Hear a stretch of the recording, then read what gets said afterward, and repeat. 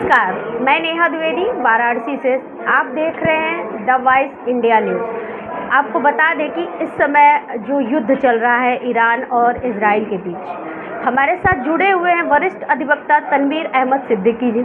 हम इनसे जानेंगे कि ये युद्ध जो चल रहा है इसमें भारत की क्या भूमिका है और इसमें अमेरिका की क्या भूमिका है। चूँकि तनवीर अहमद सिद्दीकी जी को इस सब चीज़ों का बहुत ही ज़्यादा ज्ञान है, तो मुझे लगता है कि हमारे चैनल में विस्तृत जानकारी जो है ये हमें बहुत अच्छे से दे पाएंगे। आपका बहुत बहुत स्वागत है हमारे चैनल में तनवीर साहब। हम जानना चाहेंगे कि जो इजराइल और ईरान का जो युद्ध चल रहा है, आज 12वां दिन है, किस नज़रिए से देखते हैं आप इसको? देखिए, ये इजराइल और अमेरिका ने जिस तरह से मिलकर ईरान पर हमला कर दिया और ये बहाना बनाया कि ईरान न्यूक्लियर प्लांट में ये एटम बम बना रहा है और इनरिचमेंट कर रहा है एटम बम के लिए यूरेनियम का, और 450 ग्राम उसने इनरिचमेंट कर दिया है। ये एक बहाना है। एक्चुअली में इजराइल की जो सीक्रेट एजेंसियां हैं उन्होंने अपने देश के वर्चस्व को बनाने के लिए उन्होंने अमेरिका और दुनिया के बड़े बड़े पॉलिटिशियंस के ऊपर एक जाल फेंका, और उस जाल का जो सरगना था, लीडर था, वो इप्स्टीन था।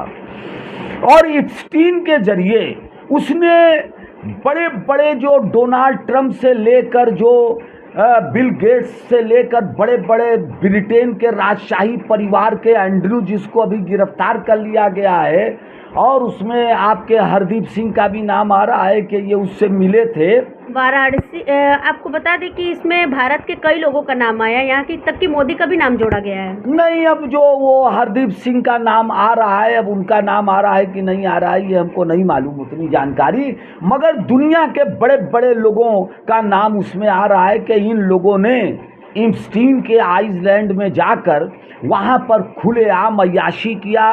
और आप ये देखें कि अनिल अंबानी का नाम आ रहा है कि वो इस तरह से गोल्डन गर्ल वो चाहते हैं, इस तरह की जो है ब्रेकिंग न्यूज़ चली इप्स्टीन फाइल की।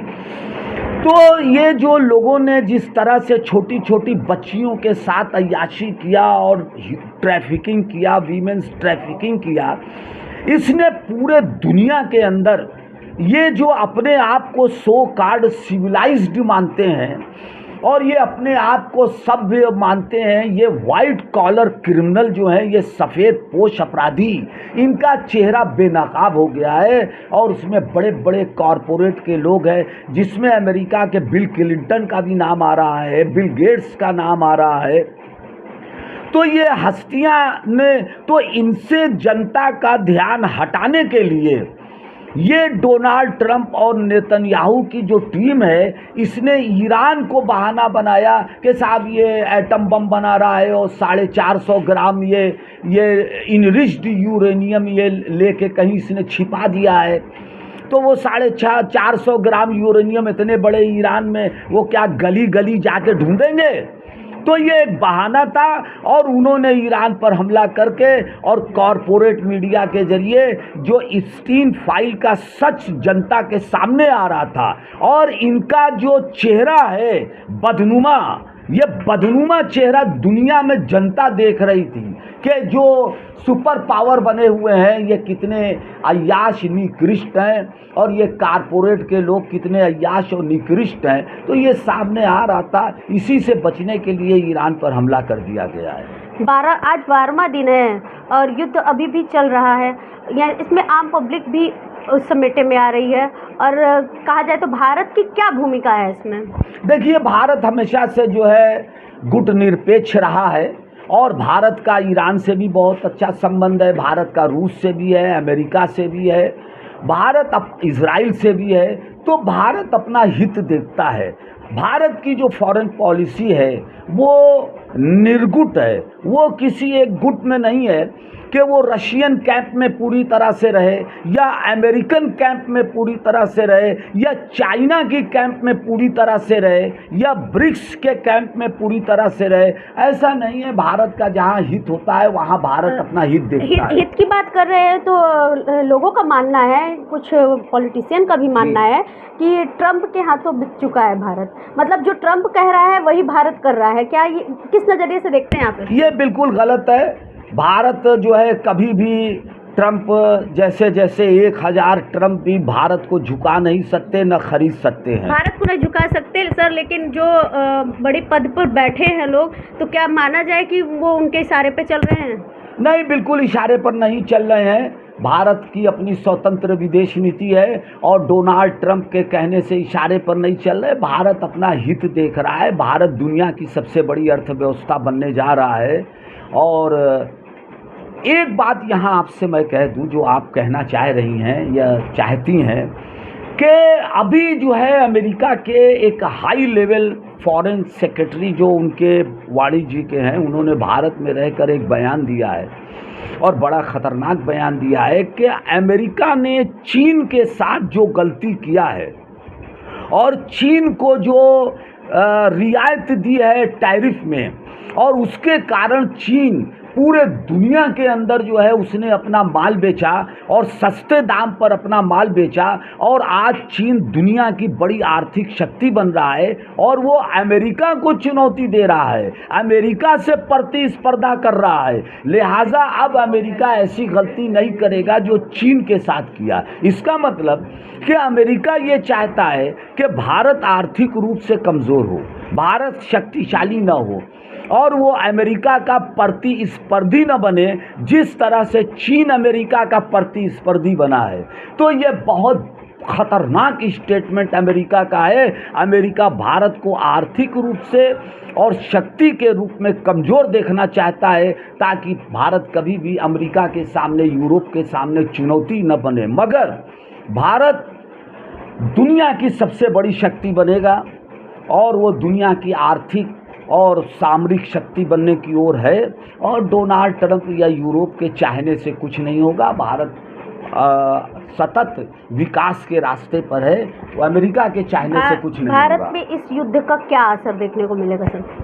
देखिए, स्ट्रेट ऑफ हॉर्मुज जहाँ से शिप और कंटेनर्स गुजरते हैं उसको ईरान ने बंद कर दिया है, ब्लॉक कर दिया है, और जो भी जा रहा है उस पर वो मिसाइल अटैक कर रहा है। करीब 10 से 12 कंटेनर्स पर उसने मिसाइल मार दिया है। और तो इसके वजह से भारत के जो है गैस है, एलपीजी जो है और पेट्रोकेमिकल्स है, इस पे असर पड़ेगा। जनता को काफ़ी इसकी थोड़ा सा कष्ट उठाना पड़ेगा, तकलीफ़ उठाना पड़ेगा, मगर वो सही है। देखा जाएगा आगे क्या होता है। भारत के पास बहुत विकल्प है, वेनेजुला का विकल्प है, रूस का विकल्प है। खामेनेई के मौत के बाद अब वहाँ पे खामेनेई के बेटे को फिर से लीडर बना दिया गया। इससे भी ट्रंप काफ़ी नाराज़ है और कहता है कि उसकी जो लीडरशिप है वो हम चलने नहीं देंगे, बिना मुझसे पूछे वहाँ पे लीडर नहीं अपॉइंट होना चाहिए। तो वो चाहता क्या है आखिर? देखिए, जापान पर जब हिरोशिमा नागासाकी पर उस समय बम मारा गया, एटम बम, तो आप पीछे जाइए तो उस समय जो अमेरिका के प्रेसिडेंट थे उन्होंने एक स्टेटमेंट दिया था, और वो स्टेटमेंट दिया था कि जापान को सरेंडर करना होगा और जो जापान का लीडर होगा वो अमेरिका चुनेगा। और उसके बाद जापान पर एटम बम मार दिया गया। उस समय के प्रेसिडेंट ने ये स्टेटमेंट दिया था, और ठीक वही स्टेटमेंट डोनाल्ड ट्रंप ने कहा है कि ईरान मस्ट सरेंडर, और ईरान में जो नेतृत्व होगा उसको अमेरिका तय करेगा। ये डोनाल्ड ट्रंप ने कहा है। यानी कि अगर अमेरिका इस जंग में हार की तरफ बढ़ता है तो वो एटम बम का इस्तेमाल कर सकता है, इसकी संभावनाएं हैं, मगर इसका अंजाम उसको बुरा भुगतना पड़ेगा। तो खमनई को जो चुना है लीडर, मुस्तफा खमनई को, तो इससे डोनाल्ड ट्रंप नाराज़ नहीं हुआ है, वो डर गया है। क्यों?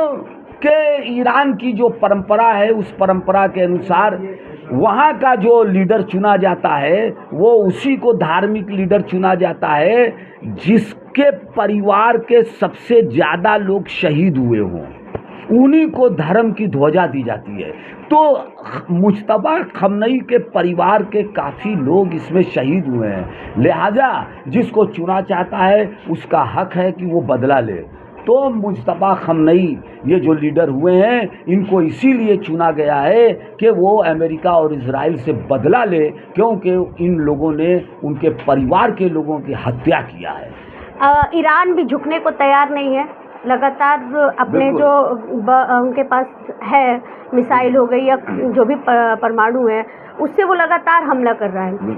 अभी कल ही हमने एक बयान सुना वहाँ का कि हमारे अभी पुराने 8 से 10 साल पुराने अभी तक हमने आइटम बम या जो भी इस्तेमाल किए अभी मिसाइल इस्तेमाल किए, अभी हमने नया निकाला ही नहीं। तो क्या लगता है कि ये कितने दिन तक युद्ध चलने वाला है? देखिए, इजराइल को अगर बचना है और अमेरिका को अगर सुपर पावर बने रहना है तो उन्हें इस जंग को ख़त्म करना होगा, क्योंकि ईरान के पास इतनी ख़तरनाक मिसाइल है और वो फतेह 2 है और खैबर शिकन है और जो क्लस्टर्स मिसाइल्स हैं, जो एक मिसाइल में 40 उसके वॉरहेड्स हैं और वो एक मिसाइल जब चलती है तो 40 वॉरहेड उसमें काफ़ी बारूद लेके चलती है।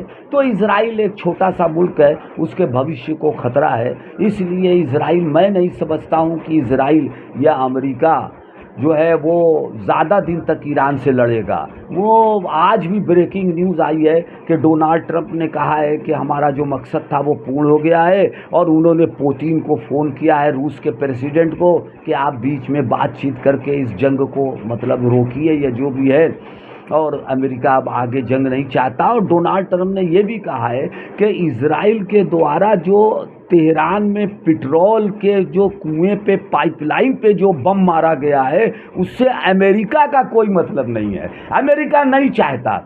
और जो वाटर सोर्स हैं उसकी पाइपलाइन पे जो बम मारा गया है इसके भी अमेरिका पक्ष में नहीं है। इसका मतलब है कि अमेरिका फेस सेविंग मोड में आ गया है, वो अपना चेहरा बचाने के मोड में आ गया है कि अमेरिका का जो विकृत चेहरा दुनिया के सामने आ रहा है तो वो अपना विकृत चेहरा बचाने के उसमें है। इसलिए ज़्यादा दिन तक ये जंग नहीं चलेगी, अगर चलेगी तो भारी नुकसान होगा। आखिरी सवाल ये कि इस जंग से कौन कौन से देश प्रभावित हो रहे हैं, जिसमें जल और तेल सप्लाई सभी प्रभावित होगा? इस देश से, इस पूरे जंग से पूरा यूरोप प्रभावित हो रहा है, रशिया, चाइना, इंडिया और पूरा मिडिल ईस्ट प्रभावित हो रहा है, क्योंकि रूस ने धमकी दिया है कि अगर ईरान पर कब्जा करने की कोशिश किया जाएगा तो रूस की जो गैस पाइपलाइन यूरोप में जाती है उस पाइपलाइन को बंद कर दिया जाएगा। और कतर ने भी शायद पाइपलाइन गैस की बंद कर दिया है टेम्पोररी, उसके पाइपलाइन पे हमला हुआ। तो अगर यूरोप को गैस नहीं जाएगी, और यूरोप में 20% गैस महंगी हो गई है, तो अगर यूरोप में गैस नहीं जाएगी तो यूरोप के एक एक किचन में हाहाकार मच जाएगा और महिलाएं जो हैं अपना गैस सिलेंडर ले लेके किचन से यूरोप में जब बाहर निकलेंगी तो पूरा यूरोप में तूफान मच जाएगा। तो अभी आप देखिए कि बेंगलोर में रेस्टोरेंट वगैरह बंद होना शुरू हो गया है और कमर्शियल सिलेंडर 100 कुछ महंगा हो गया है, और जो डोमेस्टिक सिलेंडर है वो 66 रुपया, शायद 66 रुपया महंगा हो गया है। अभी कल हमने लिया है तो हमने 66 रुपया बढ़ा के दिया है। तो वो महिलाएं सिलेंडर लेके जब निकलेंगी तो भारत की महिलाएं तो सिलेंडर लेके बाहर नहीं निकलेंगी, इतनी हिम्मती अभी पूरी तरह से नहीं हुई है, मगर यूरोप की महिलाएं जिस समय जो है गैस सिलेंडर लेके निकलेंगी बाहर, और जो बाहर प्रदर्शन होगा तो यूरोप उसको बर्दाश्त नहीं कर सकता। तो इसलिए जो है ये बहुत भारी जंग पड़ेगी अमेरिका। और जिस तरह से वियतनाम में अमेरिका हार के भागा और जिस तरह अफगानिस्तान से हार के अमेरिका भागा और अंतिम समय पर $7 बिलियन का हथियार छोड़ के अफगानिस्तान से भागा, आप देखिएगा कि इसी तरह अमेरिका और इजराइल ईरान से भागेगा तो हमारे साथ बने हुए थे तनवीर अहमद सिद्दीकी जी, जिन्होंने बताया कि जिस तरह से पुराने जो युद्ध अमेरिका के हुए हैं अफगानिस्तान से और भी देशों से, जिस तरह से हथियार छोड़ कर उसने भागा है, उसी तरह ईरान के युद्ध में भी वो अपने हथियार डालकर भाग खड़ा होगा। वाराणसी से नेहा द्विवेदी की रिपोर्ट।